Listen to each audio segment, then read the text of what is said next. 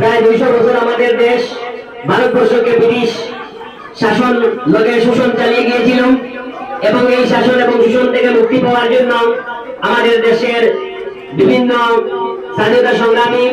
তথা স্বাধীনতা সংগ্রামের পূর্বে যারা স্বাধীনতার চেতনা জাগিয়েছিলেন এই সকল ব্যক্তিবর্গের দৃষ্টি আকর্ষণ করে আজকের এই দিনে আমি তাদের রুহের মাগফিরাতের জন্য আমি কামনা করছি। বিশেষ করে স্বাধীনতার প্রথম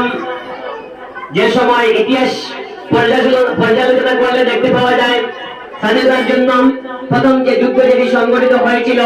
অর্থাৎ মানুষের মধ্যে স্বদেশ প্রেম সবচেয়ে থেকে বেশি যে যুদ্ধের মধ্যে জেগে উঠেছিল সেই যুদ্ধটির নাম ছিল 1857 খ্রিস্টাব্দের যে সিপাহী বিদ্রোহ।